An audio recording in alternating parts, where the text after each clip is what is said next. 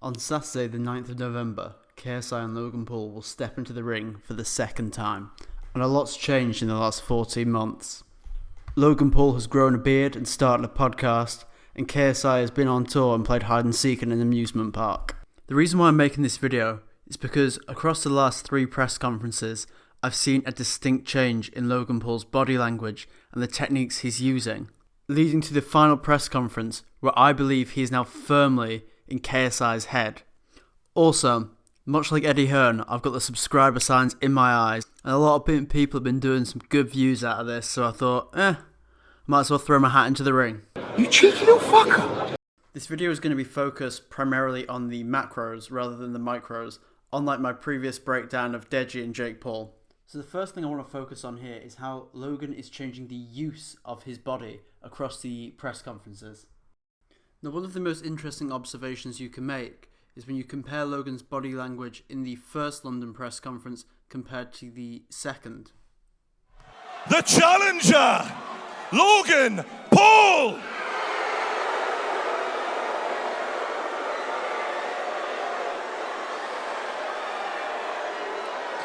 So notice how he gives a little timid acknowledgement to the crowd, and now compare this to when he comes back to London the second time for the second press conference. Coming to the stage, the Maverick, Logan Paul!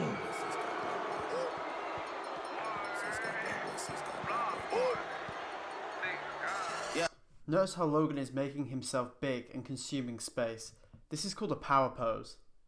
This is when you adopt a posture that you mentally associate with being powerful in the hope that makes you feel and behave more assertively. There has been some ropey evidence to suggest it also increases testosterone level. But what Logan is trying to do here is mentally prep himself for the abuse that he knows he's about to receive from the crowd, and to feel like he can dominate the stage. Now, why I feel like it's relevant is it shows Logan's ability to adapt, that he is learning from previous press conferences, previous mistakes, and making himself adaptable. But he's not just doing this when he enters the stage, but he's also being able to do this in a calibrated way in the final press conference. Now, in this next clip, just watch Logan's body language and look what he's doing with his body. We're going to welcome up the UK side of this fight. Ladies and gentlemen, to the dais, KSI.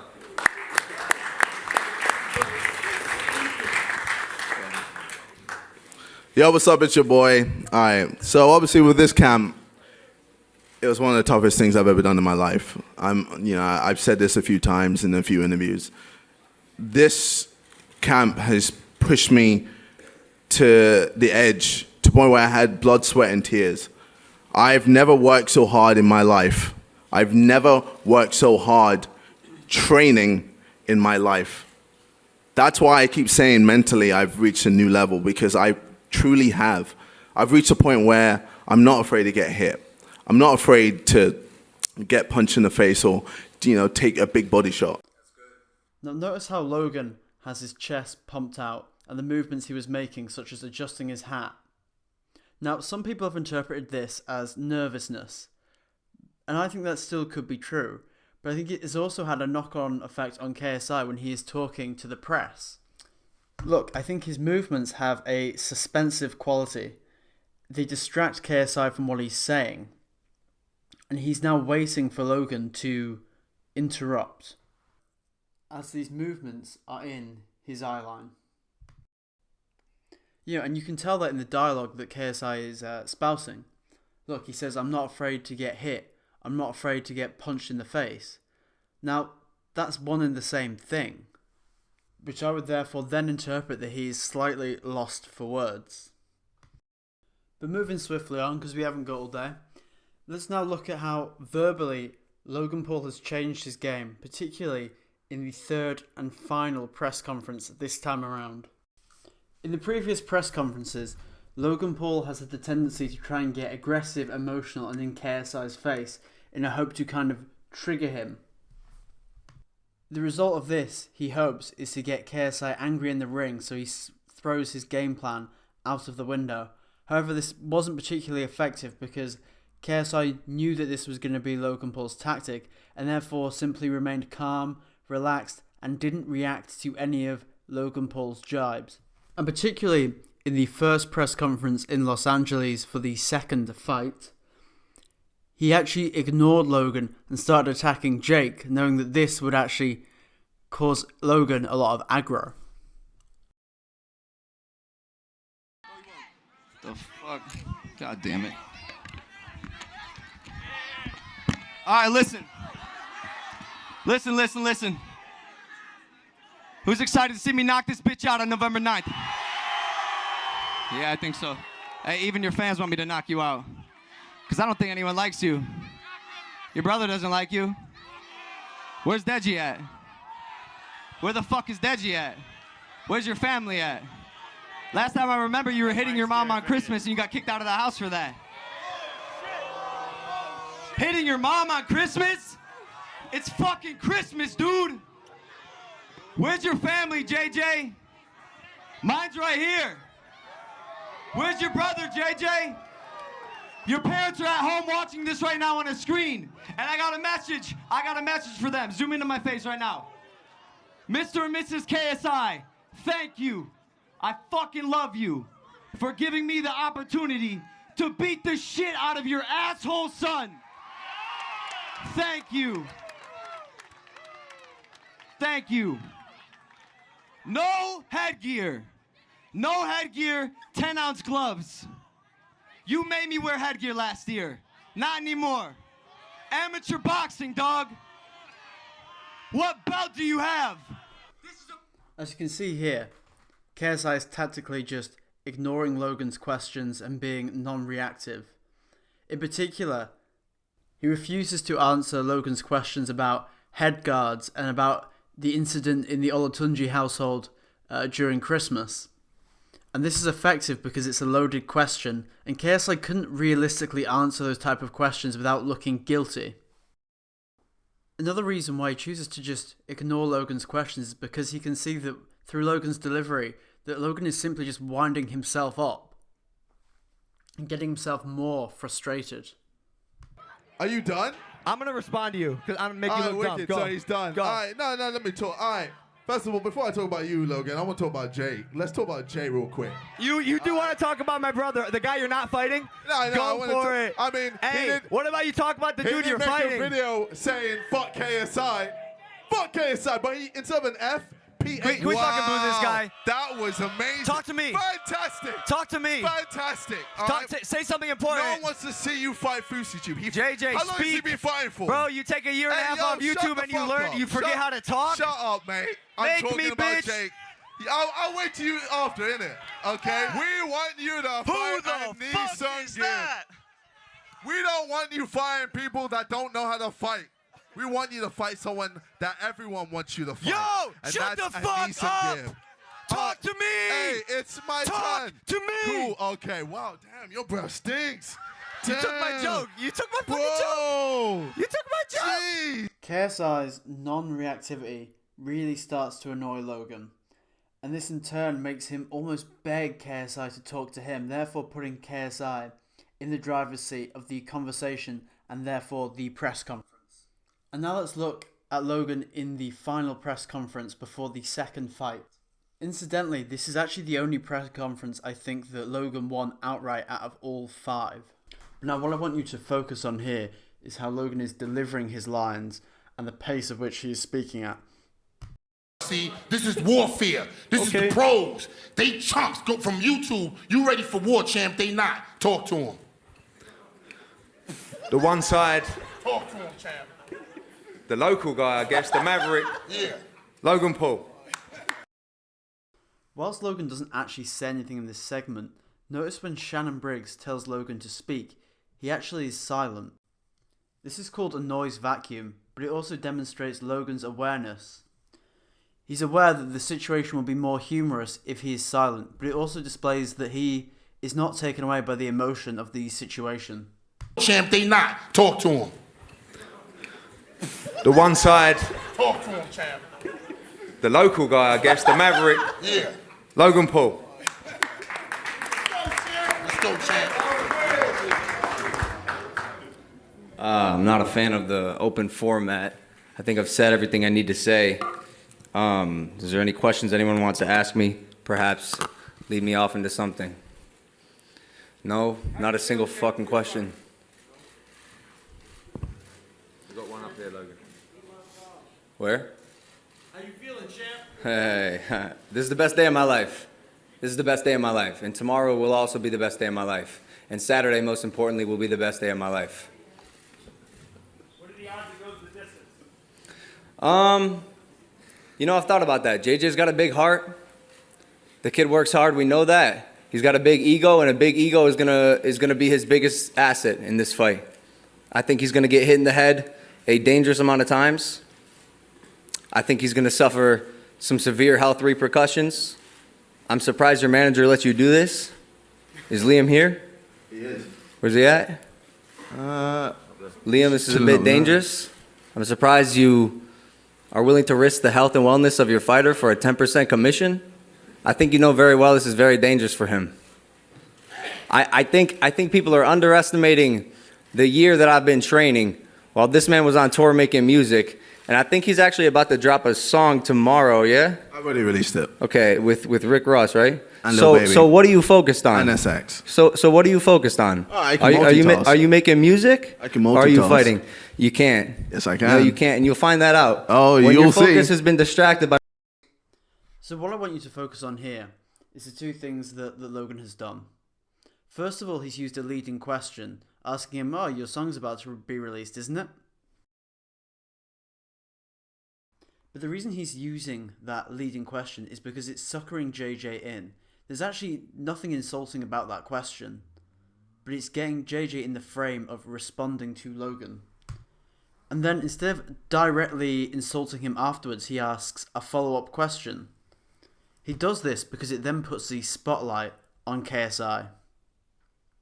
This means KSI feels the pressure to say something to come back at Logan. And unfortunately, KSI's mind is not working quick enough. And Logan is consistently doing this throughout this press conference. And this is why he came across as so much more in control than KSI did. Music, just like you went on tour, and I'm hitting you in the face repeatedly. Hey guys, why don't we try asking Logan a boxing question? Let's try that. Let's see how much he knows about boxing.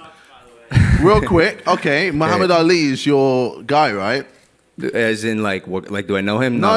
As in, like, you look up to him. You look up to him. Are you gonna quiz me on boxing? Well, okay, let's go. So this is boxing trivia. Oh no, let's and go. And is this why you're gonna beat me in the fight? So, do you know who Muhammad Ali fought?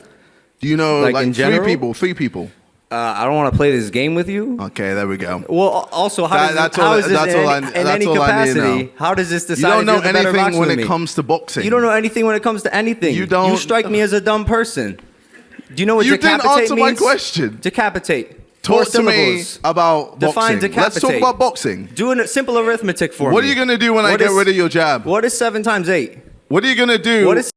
Again, look how Logan is not answering JJ directly. Instead, he's asking questions back on him, and he's also absurdifying JJ's question line by asking maths questions.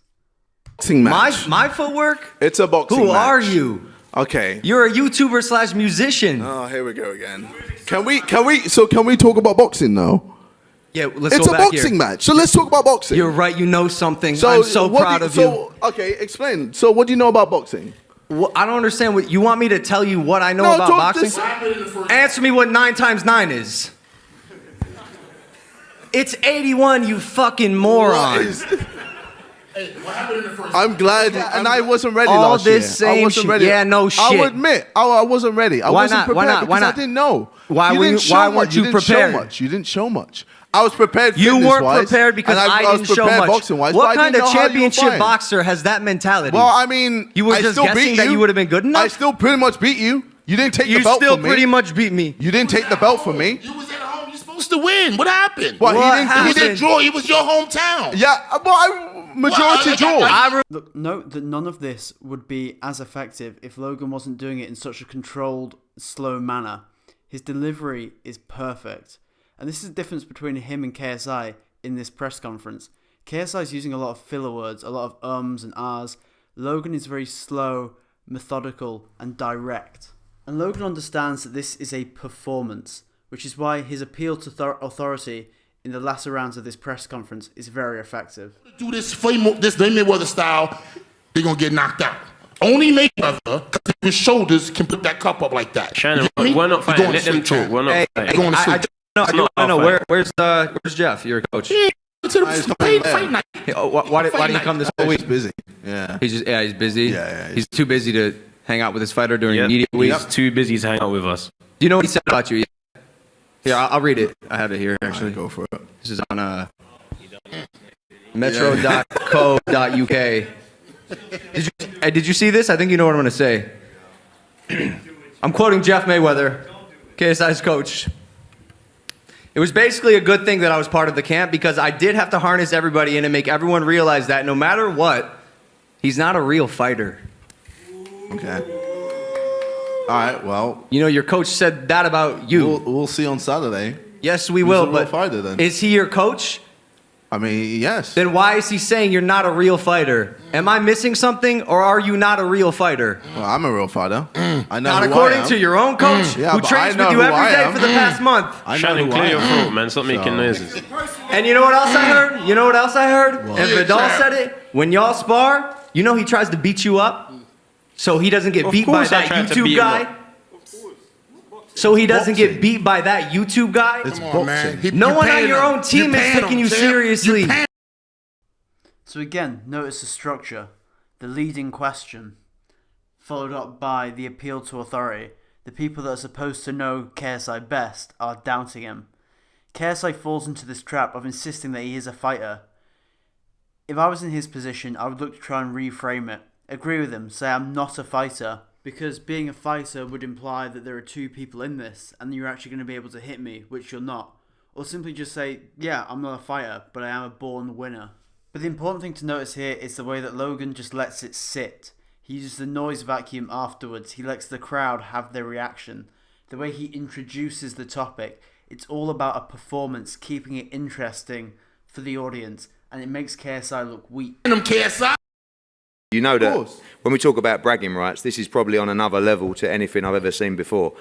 You really have a lot to lose in this fight on Saturday night. I do know that. And that's why I've put my all into it. That's why I've put blood, sweat, and tears into this, making sure I push myself to the limit. And I've come back a beast. I thought you said you didn't bleed.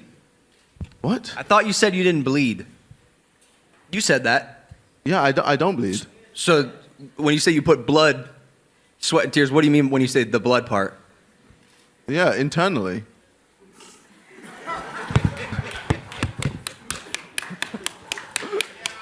Cool, all right, cool. 11 times 11. Yeah, It's 121. Again, it's the same question. I thought you don't bleed. And then a noise vacuum, and allows KSI to dig the hole for himself, making him look ridiculous. The other thing that Logan is doing in the final press conference, and I want to touch on it, is he doesn't let KSI off the hook. He doesn't get distracted. He's using noise vacuums and insisting on getting an answer for his questions. Should it go the distance? We'll be ready. If it doesn't happen in round 1, it'll happen in round 2. If it doesn't happen in round 2, it'll happen in round 3. We've been sparring 3 10-minute rounds, 10 3-minute rounds, 4 different partners, knocking them all out. Every single one of them leaves home bleeding. What pace? At what pace? Like, how do you measure pace in a boxing match? Like, quick, moderate, intermediate? Oh my God. Okay, No, I want to know. Like, what, miles per hour? Don't worry. Help me understand the question. Don't worry. Help me understand. That's how much you know about boxing. Vidal. Help me understand, what is the unit of measurement for pace in a boxing match? 5 times 5. This one's easy. 25. The reason why Logan is so keen to not let KSI off the hook and keep repeating his question is because it makes it obvious to the audience that KSI hasn't actually provided a real answer. Therefore, it makes KSI look like actually he doesn't really know what he is talking about. Now, real quick, just to finish off, I want to talk a little bit about the mindset shift that I think Logan Paul has actually gone through in this experience. I think in the previous 4 press conferences, you can see that he's trying to prove himself. I think this ultimately comes down to the suicide forest and the narrative behind that. ultimately there's more riding on this fight for Logan Paul than there is for KSI. The narrative the media will adopt if Logan Paul loses is, do you remember that kid from the Suicide Forest? Yeah, well, some guy just beat him up. But I think now what Logan has done is he's come to a point where he's accepted that people can think what they want about him. And he feels that the end of the story arc is finally coming to a close, which might explain why he's considerably less combative and therefore is able to think more strategically. Now look, I hope you all enjoyed this video. If you'd like me to break down more of Logan's techniques, I can do, but it'll obviously be post-fight. If you want a prediction, I'm going to say I think Logan Paul has got it, barring some unfortunate injury he might get in the ring. And please remember to like and subscribe if you've enjoyed the content, and share any of the insights that you've got with me in the comments. I appreciate it.